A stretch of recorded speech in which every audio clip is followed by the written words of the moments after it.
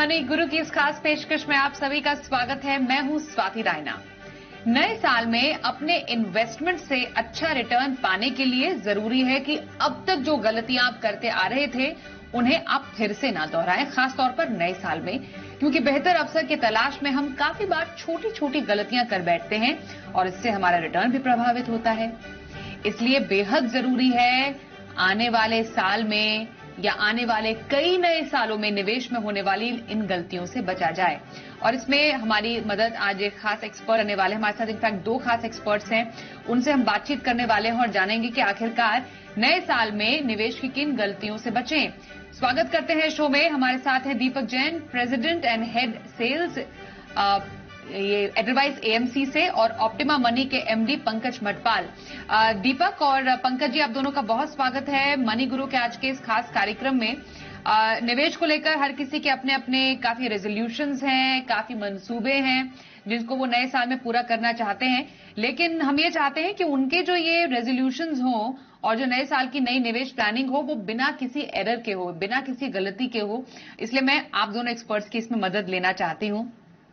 लेकिन कई बार कुछ गलतियां हमसे हो जाती है। लेकिन सबसे पहले दीपक, मैं आपसे जानना चाहती हूं क्यों जो मिस्टेक्स है, हम ये कहते हैं कि गलतियां सही नहीं होती हैं इन्वेस्टमेंट के लिए, लेकिन कई बार गलतियां हमें काफी कुछ सिखा जाती हैं। तो कौन सी गलतियां सिखा जाती हैं और कौन सी गलतियां नहीं करनी चाहिए? नमस्कार स्वाति।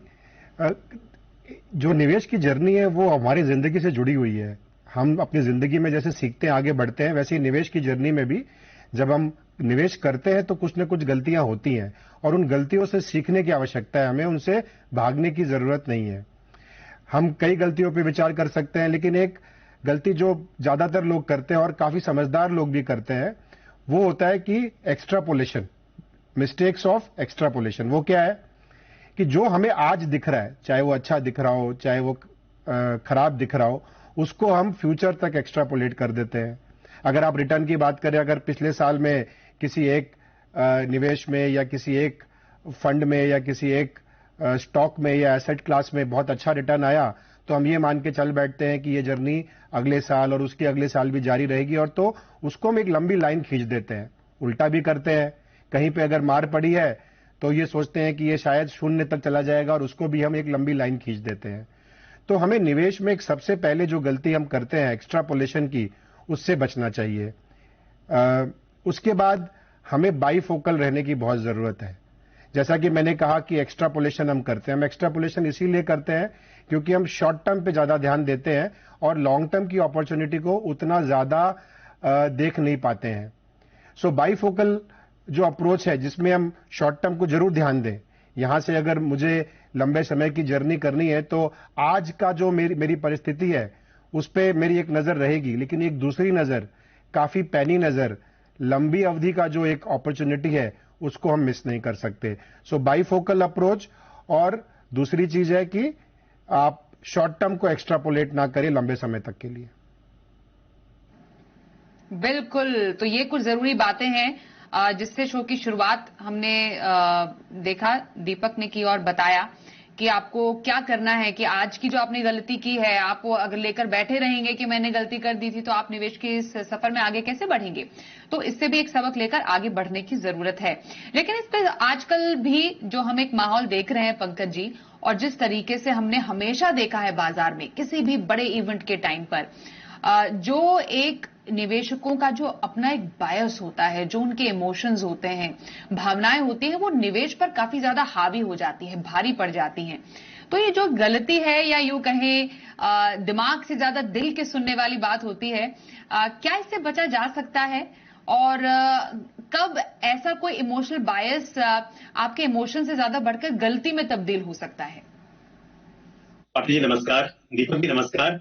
देखिए, दीपक ने बताया, जो बातें दीपक जी कर रहे थे वो भी इमोशनल बायस ही है बेसिकली, कि कोई गलती होती है और आप लंबे समय तक सुधारते नहीं है बल्कि गलती को बढ़ाते रहते हैं। तो निवेश में एक बहुत ही बड़ी जो गलती है वो यही है कि दिमाग से ज्यादा दिल की सुनना। देखिए, बहुत सारे बायसेस, हम क्योंकि ह्यूमन बीइंग हैं तो इमोशन होना स्वाभाविक है, लेकिन जब निवेश करते हैं तो इसमें पहली बात तो यह है कि हर किसी इवेंट को एक अवसर समझ लेना वो गलत है। जैसे कि हम बात करें कोई भी नया प्रोडक्ट लॉन्च हो, उसको आप समझ रहे हैं कि ये शायद एक अवसर है, या फिर मार्केट में गिरावट आई, तो गिरावट हो सकता है, एक अच्छी अपॉर्चुनिटी बन सकती है आपके लिए, पर हमेशा नहीं। उसके अलावा देखिए, जैसे कि हर्ड मेंटेलिटी है, अक्सर निवेशक सुनी सुनाई बातों के ऊपर निवेश कर देते हैं, किसने बोला कि वो क्या कर रहे हैं। अब हो सकता है कि प्रोडक्ट अच्छा भी हो, पर क्या वो आपके लिए सुटेबल है, वो जानना बहुत जरूरी है। तो हर निवेशक की अपनी जरूरत होती है, अपनी जोखिम लेने की क्षमता होती है। तो ये सुनी सुनाई बातों के ऊपर निवेश करना, या हर मौके को या हर इवेंट को एक अवसर समझ लेना, इस तरह की गलती ना करें और एक रिसर्च के बेस पे अपनी जरूरत को ध्यान में रखते हुए निवेश करें, तो तभी आपको फायदा होगा। तो इस तरह की गलती करना कि बायसेस या जो भी आपके इमोशंस है उसको ज्यादा तवज्जो देना, वो मेरे हिसाब से बहुत बड़ी गलती बन सकती है। बिल्कुल, तो इमोशनल बायस आपके निवेश पर हावी ना हो, इससे थोड़ा सा आपको बचने की जरूरत है। इसका एक इकलौता तरीका यही होता है कि आप अपने आप को इतना प्रिपेयर्ड रखें, इतना अपने आप को इन्फॉर्म्ड रखें कि आप पर ज्यादा किसी गिरावट का बड़ा असर ना हो। और वो कब हो सकता है? वो तब हो सकता है जब आप पढ़कर बाजार में निवेश करें। पढ़कर मतलब पढ़ाई लिखाई इस तरीके से कि आप रिसर्च करें। कितनी बार ऐसा होता है दीपक, जिस तरीके से हम नए निवेशकों की एंट्री बाजार में देख रहे हैं, कई जो ऐसे निवेशक होते हैं वो बिना सोचे समझे या ज्यादा रिसर्च के बगैर ही बाजार में आ जाते हैं, और इसका नतीजा क्या होता है? या तो जल्दी पैसे निकाल लेते हैं, रिडीम कर लेते हैं, या फिर उन्हें नुकसान झेलना पड़ता है। रिसर्च का इंपॉर्टेंस किसी के एक इन्वेस्टमेंट में क्या होता है, और जब रिसर्च कर लेता है कोई इन्वेस्टर तो वो कॉन्फिडेंट कैसे बनता है दीपक? रिसर्च की एक बहुत बड़ी भूमिका होती है, लेकिन उसके पहले अगर आप देखें जो 2-3 किस्म की गलतियां और उसकी वजह से लोग घबरा जाते हैं। एक तो यह है कि एमलेस और गोललेस इन्वेस्टिंग, हमें पता ही नहीं कि हम ये निवेश क्यों कर रहे हैं।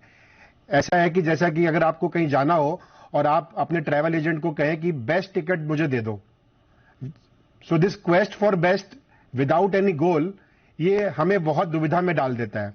अगर आपको जाना है देहरादून और आपके ट्रैवल एजेंट ने आपको दे दिया चेन्नई की टिकट, तो आपके किसी काम की नहीं है। वैसे ही ये सोचते रहना कि कौन सी बेस्ट स्कीम है, कौन सी सबसे खराब स्कीम है, बिना ये जाने कि मेरे लिए कौन सी उपयुक्त है। सो एमलेस और गोललेस इन्वेस्टिंग और ये क्वेस्ट फॉर द बेस्ट, ये दो काफी बहुत डेडली कॉम्बिनेशन है। और तीसरा, ये दोनों करने के बाद जो रिस्क की जो अंडरस्टैंडिंग है वो बहुत लिमिटेड है। जैसा कि रिस्क का मतलब ज्यादातर लोग समझते हैं कि पैसे का नुकसान, कैपिटल का नुकसान, लेकिन रिस्क को अगर अच्छे से समझें आप, तो रिस्क की काफी सारी पृष्ठभूमि हो सकती है। Loss of capital, liquidity risk, volatility risk. Share बाजार के उतार चढ़ाव को हम लॉस ऑफ कैपिटल के रिस्क से जोड़ देते हैं। और अगर ये हम स्टडी करें, ये हम रिसर्च करें और ये मान के चलें कि बाजार ऊपर भी जाएगा, नीचे भी जाएगा, लेकिन अगर मैंने निवेश एक एम को ध्यान में रख के किया है, एक गोल को ध्यान में रख के किया है, और मुझे 6 महीने, 3 महीने और साल भर की गिरावट से कोई लेना देना नहीं है, अगर मैं अपनी पटरी पे सही चल रहा हूं, तो ट्रेन थोड़ी देर रुक गई है तो उससे क्या फर्क पड़ता है, मेरी पटरी तो मुझे अपने गंतव्य तक लेके ही जाएगी। तो जब तक हम ये एमलेस को एमफुल, गोलफुल इन्वेस्टमेंट में तब्दील ना करें, रिस्क को पूरी तरह से ना समझें और लिक्विडिटी रिस्क को, वॉलेटिलिटी को, लॉस ऑफ कैपिटल ना समझें, तब तक हम कितना भी रिसर्च कर लें, हम अंजाम गलत ही आएगा। हमारा क्वेस्ट फॉर बेस्ट के चक्कर में हम हमेशा पड़े रहेंगे। ये आपने बहुत इंपॉर्टेंट बात की कि जब तक आप एक टारगेट सेट नहीं करेंगे, एक गोल नहीं बनाएंगे, तब तक रिसर्च चाहे कितना भी आप क्यों ना कर लें, आप तो एक बिल्कुल एमलेस जर्नी की तरफ बढ़ रहे हैं। इसलिए इस गलती से बचे कि आप टारगेट ही सेट नहीं कर रहे हैं, कहां पर पहुंचना है, आपका डेस्टिनेशन क्या, उसके बगैर आप निवेश किए जा रहे हैं। तो एक फुल स्टॉप रहना भी जरूरी है इन टर्म्स ऑफ डेस्टिनेशन कि कहां तक आपको पहुंचना है। अब क्योंकि हमने बात की टारगेट की, एक बहुत इंपॉर्टेंट फैक्टर होता है पंकज जी, वो है रिस्क का फैक्टर। अब इन्वेस्टर तो चाहते हैं ज्यादा से ज्यादा उनको रिटर्न मिले, उस चक्कर में ज्यादा रिस्क भी ले बैठते हैं, लेकिन कितना रिस्क लेना है ये नहीं समझ में आता। तो रिस्क की सही से समझ ना होना, ये कितना बड़ा एक जोखिम फैक्टर हो सकता है इन्वेस्टर्स के लिए?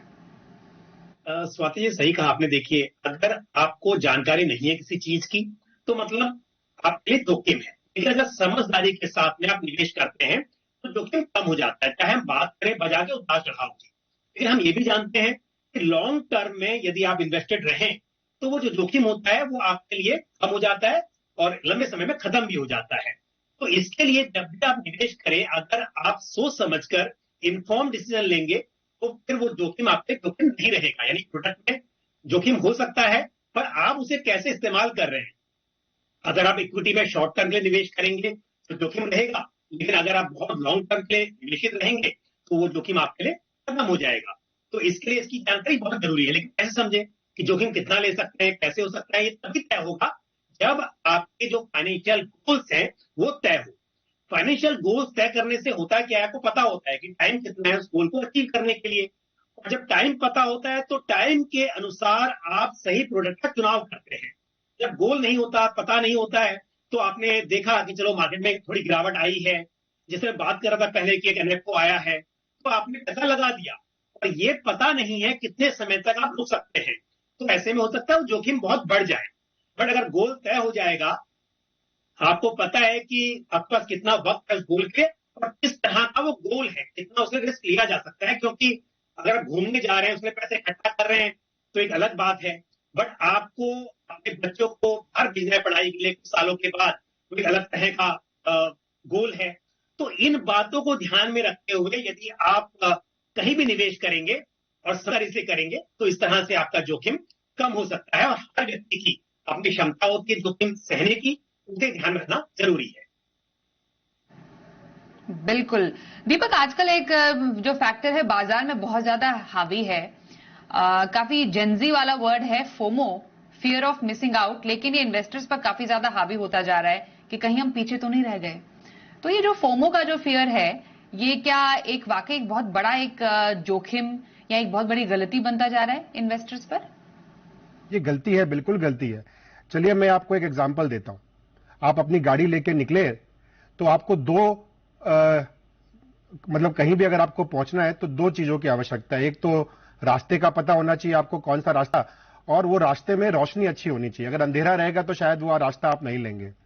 तो जो फोमो वाला फैक्टर है ना, वो फैक्टर वही है कि रोशनी भरे रास्ते में जहां पे हमने देखा कि ये चकाचक रास्ता है, चाहे वो रास्ता मेरे गंतव्य पे जाता है कि नहीं जाता है, मुझे इसकी जानकारी है कि नहीं है, गूगल मैप मैंने खोला है कि नहीं खोला, लेकिन सब जा रहे हैं उस रास्ते पे तो मैंने भी अपनी गाड़ी वहां बढ़ा दी, जबकि मुझे जाना था दूसरे रास्ते पे, शायद जहां पे रोशनी कम थी। लेकिन अगर मेरी जो गाड़ी है, मेरी जो व्हीकल है, वो अगर अच्छी से लाइटों से लेस हो, मेरा जीपीएस ऑन हो, इसको मैं इंफॉर्मेशन की से तुलना करता हूं निवेश की जर्नी में। अगर आपके पास जानकारी है, अगर आपको पता है कि वो जो रास्ता है वो मेरे लिए नहीं है, दूसरा रास्ता मेरे लिए है, तो फिर वो फोमो की फीलिंग नहीं आएगी।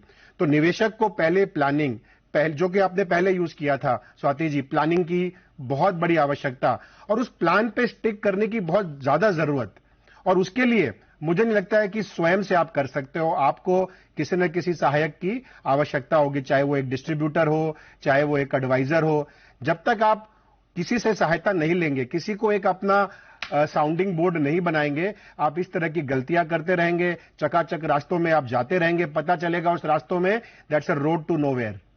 सो FOMO is a real risk and it leads to road to nowhere.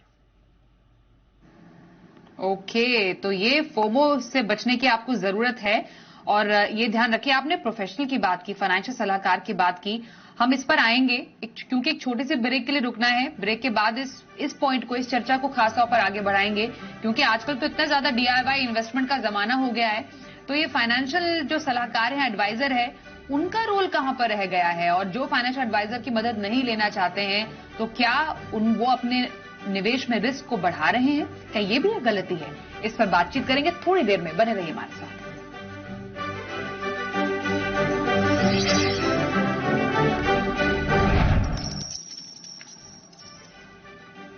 तो नए साल में निवेश में किन गलतियों से बचे, इस पर हम आज खास बातचीत कर रहे हैं। हमारे साथ एडलवाइज एएमसी से दीपक जैन है, साथ ही ऑप्टिमा मनी से पंकज मटपाल हमारे साथ है। पंकज जी, आपसे कुछ देर पहले जो बात हो रही थी, जो दीपक ने भी जिक्र किया, फाइनेंशियल एडवाइजर का, डीआईवाई निवेश का जमाना है, फाइनेंशियल एडवाइजर्स का रोल सर क्या रह गया है अब? और अगर आप एक इन्वेस्टमेंट बिना एक सलाहकार की मदद से करते हैं, क्या उसको वाकई गलती माना जाएगा या फिर एक लर्निंग प्रोसेस है एक इन्वेस्टर के लिए? देखिए स्वाति जी, ऐसा है कि अगर निवेशक को सच में जानकारी है, एक इन्फॉर्म्ड इन्वेस्टर है, तो कोई बात नहीं, आप अपने आप कर सकते हैं। लेकिन अक्सर देखा जाता है, ऐसा कम ही होता है कि हर निवेशक को अच्छी जानकारी होती है। तो निवेशक करते क्या है, बात करें अगर म्यूचुअल फंड की, तो जो बेस्ट परफॉर्मिंग फंड है इस वक्त पर, वो आप उनमें इन्वेस्ट कर लेते हैं। तो बेस्ट परफॉर्मिंग का फायदा किसको मिला? जिसने पास्ट में इन्वेस्ट किया और जाना कि भविष्य में कौन से बेस्ट परफॉर्मिंग फंड्स हो सकते हैं। तो अगर आज आपका एडवाइजर, आपका डिस्ट्रीब्यूटर आपको ये बताए कि आने वाले समय में कौन से फंड्स बेस्ट परफॉर्मिंग बन सकते हैं और उनमें आपका निवेश करवाए, तब आपका फायदा होगा। दूसरी बात ये होती है कि जब आप खुद करते हैं तो अक्सर एसेट एलोकेशन पर ध्यान नहीं देते और अपने हिसाब से, चाहे हम एसेट क्लास की बात करें, तो देखा जाता है कि आपने एक ही एसेट में, चाहे वो इक्विटी हो, गोल्ड हो, ज्यादा निवेश कर लेते हैं। या फिर विद इन एसेट क्लास की बात की जाए तो वहां पर आपका निवेश कई बार देखा है हमने कि स्मॉल कैप में बहुत ज्यादा हो गया, मिड कैप में बहुत ज्यादा हो गया, और इसका नुकसान ज्यादा होता है, फायदा कम होता है लॉन्ग टर्म में। तो इसके लिए यदि आपका एडवाइजर आपके साथ में है, आपका सारथी है, तो वो आपको बताएगा कि भविष्य के हिसाब से क्या चीजें आपके लिए अच्छी हैं। तो एक तो ये बात है। दूसरी बात है इमोशन की, जो हम बात कर रहे थे। अक्सर जब आप खुद निवेश करते हैं तो आपके इमोशंस कंट्रोल में नहीं रहते कई बार, और आप क्या करते हैं, पर कई व्यक्ति आपके साथ होते हैं, आपसे बात करते हैं, भाई ऐसा लग रहा है तो गिरावट आ गई है, निकल जाओ क्या, और वो आपको समझाए तो शायद आप रुक जाएंगे। लेकिन खुद करेंगे तो हो सकता है कि आप ये गलती कर ले। तो जो एडवाइजर है उसका एक रोल तो आपको जानकारी जुटाने में है, उसमें मदद करना है, और साथ ही आपके इमोशंस को कंट्रोल करना, ये भी एक अच्छे एडवाइजर का काम होता है। बिल्कुल, इमोशंस को भी कंट्रोल करता है, आपके निवेश को संभालता है। अगर आप कोई गलती कर रहे हैं या डगमगा सकते हैं तो बिल्कुल आपको सही रास्ते पे वापस लाने का काम करता है एक फाइनेंशियल सलाहकार। और उनका क्योंकि काम ही होता है, उसके लिए ट्रेन किए जाते हैं, उसकी वो पढ़ाई करते हैं, तो डेफिनेटली आप एक फाइनेंशियल सलाहकार की मदद लें नए साल में, खासतौर पर जो नया निवेश कर रहे हैं उनके लिए बेहद जरूरी है। पर इमोशन से ही जुड़ा हुआ फैक्टर दीपक यही है कि कहते हैं कि don't time the market, give time to the market. ये जो पूरा एक फिलॉसफी है, आपको लग रहा है धीरे धीरे खो रही है इन्वेस्टर्स में, न्यू एज इन्वेस्टर्स में, नए इन्वेस्टर्स में। और अगर यहां पर थोड़ा सा धैर्य खो जाते हैं इन्वेस्टर्स, तो ये एक गलती हो सकती है इन्वेस्टमेंट की। ये गलती जरूर है, लेकिन ये जो प्रक्रिया है ना, जो आपने कहा कि सीखने की प्रक्रिया है निवेशक की, ये आज से नहीं है। मैं खुद से देख रहा हूं 25-30 सालों से, लोग अपने अनुभव से ही सीखते हैं। हर कोई जो नया पहली बार निवेशक बनता है, उसको लगता है कि वो उसने काफी जानकारी हासिल कर ली है, तो वो तो उसके जो प्रोसेसेस होंगे वो काफी अच्छे होंगे और वो पैसे अच्छे बना लेगा। लेकिन निवेश करना खाली जानकारी का एक आउटपुट नहीं हो सकता। जानकारी और अनुभव, जैसा कि जीवन में हम देखते हैं, कोई व्यापार करते हैं तो जानकारी और अनुभव दोनों का मिश्रण जब आप अच्छे सुनिश्चित करते हो, तब व्यापार को अच्छी दिशा में ले जाते हो।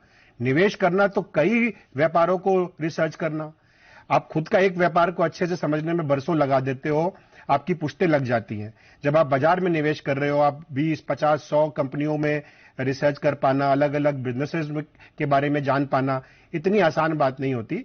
लेकिन मैं इस बात से सहमत हूं, ये खुद की जर्नी है।